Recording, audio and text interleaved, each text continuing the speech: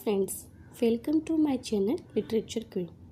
तो आज की वीडियो में हम W.B. इट्स की एक दूसरी पोएम को डिस्कस कर रहे हैं जिसका नाम है सेलिंग टू बाइजेंटियम।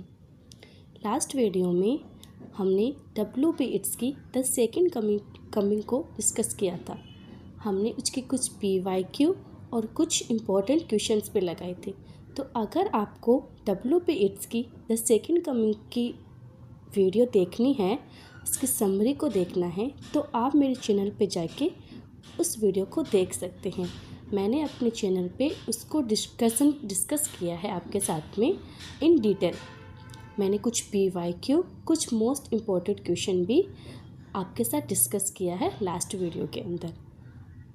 मैं आपसे पहले सिंपली बताना चाहती हूँ कि जब आप किसी पोएम को पढ़ते हैं तो उस पोएम को पढ़ने के बाद में उसके कुछ क्वेश्चंस लगाने चाहिए, जिससे आपको पता चलेगा कि आपने पोएम को कितना समझा है, आपको पोएम के बारे में कितना पता चला है। तो उससे क्या है, आपकी प्रिपरेशन कहाँ तक पहुँची है इसका अंदाज़ा आपको लग जाता है। तो आज हम स्टार्ट करने जा रहे हैं selling to Byzantium W.B. Yeats की।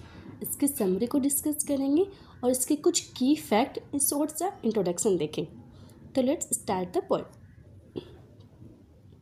अब हम सबसे पहले इसका इंट्रोडक्शन देखते हैं। Written in 1926 and published in 1927। First published in the collection October blast 1927 को।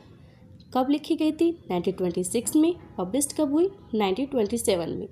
और फर्स्ट पब्लिश कहाँ हुई थी 1927 के अंदर?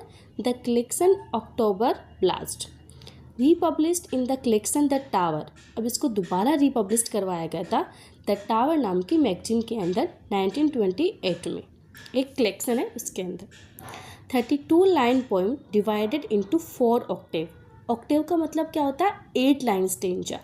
तो 8 लाइन स्टेंजा के अंदर 32 लाइन्स के अंदर इसको डिवाइड किया गया है। इसकी राइम स्कीम क्या है? AB, AB, AB और CC। डेडिकेट किसको? Sailing to Byzantium to the artist Nora McGuinness. Nora McGuinness को इसको डेडिकेट किया है।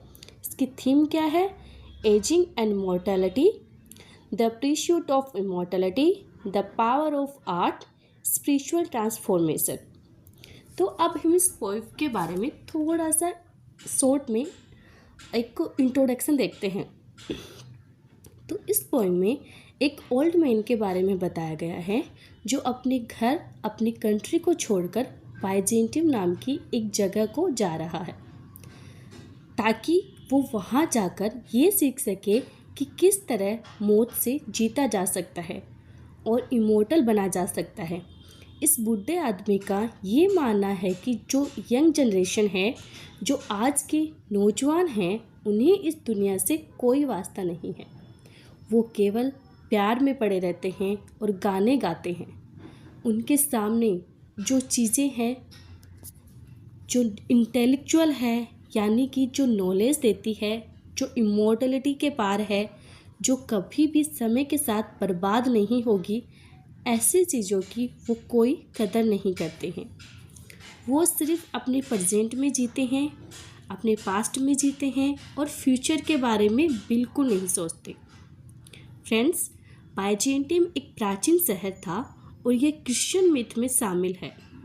इसे एक होली शहर माना जाता है।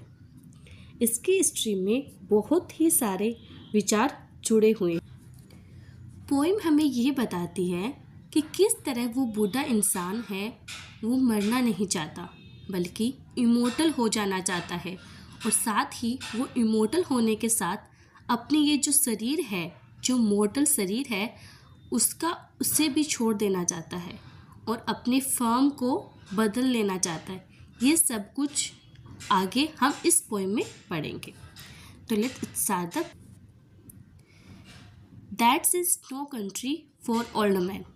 यानी कि वो देश बूढ़े लोगों के रहने के लिए नहीं है। The young in one another arms. यानी कि जो नौजवान हैं वो एक दूसरे की बाहों में पड़े हैं, यानी कि वो लवर्स हैं, वो प्रेमी हैं।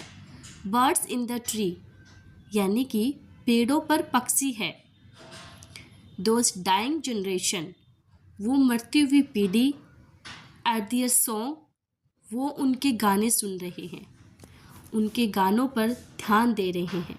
यानी यहाँ पर जो है वो एक ओल्ड मैन है जो कंप्लेन कर रहा है कि जिस देश से वो आया है वहाँ पर बूढ़े लोगों के रहने की कोई जगह नहीं है।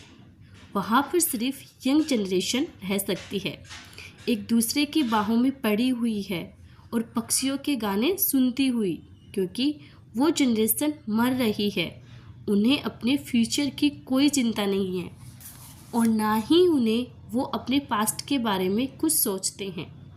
वो बस प्रेजेंट में जीते हैं, इसलिए वो डाइंग जनरेशन है। The salmon falls. Friend, salmon एक तरह की मछली होती है। पोइट का कहना है जो सैलेमन है उनसे वाटरफॉल भरे पड़े हैं।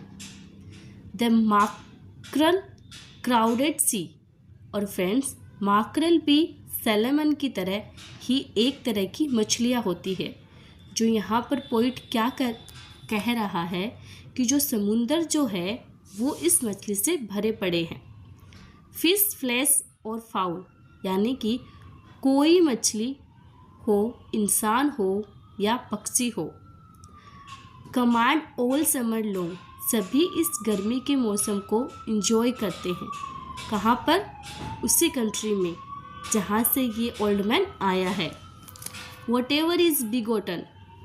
बिगोटन का मतलब होता है जन्म लेना, यानी जो भी जन्म लेता है, बोर्न एंड डाइज, वो जन्म लेता है और मर जाता है।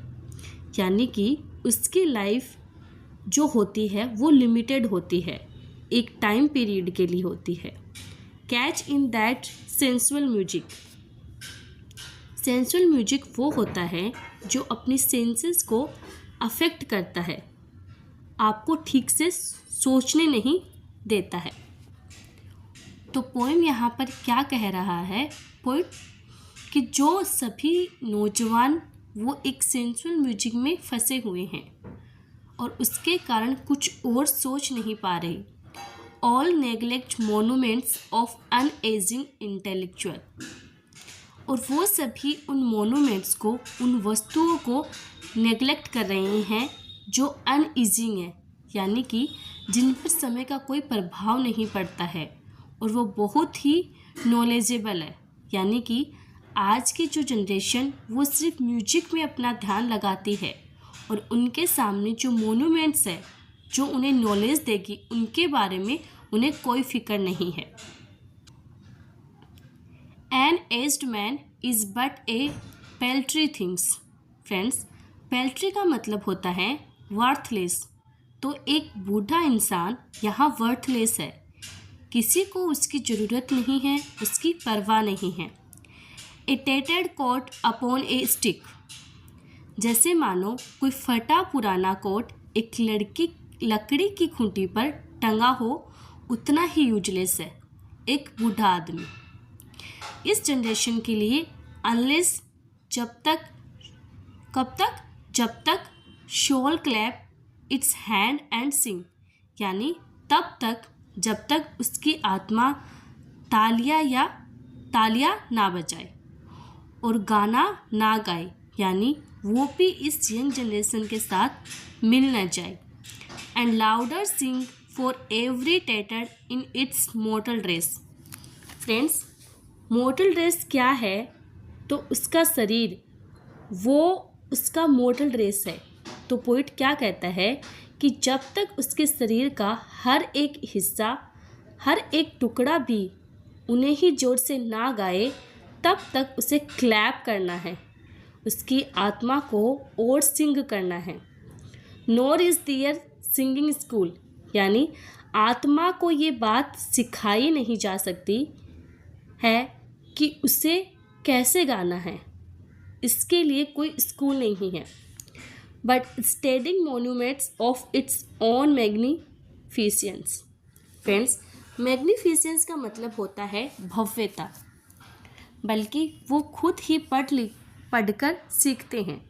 उन मोन्यूमेंट्स की अपनी भव्यता के बारे में अगर अपनी सोल को उन्हें ज़िंदा रखना है तो उन्हें ये खुद ही करना होगा। उन्हें कोई स्कूल में ये सिखाया नहीं जाएगा। And therefore I have sailed the seas, and इसलिए मैंने इन समुद्रों को पार किया है। And come to the holy city of Byzantium, और बाइजेंटियम के इस धार्मिक शहर में आया हूँ।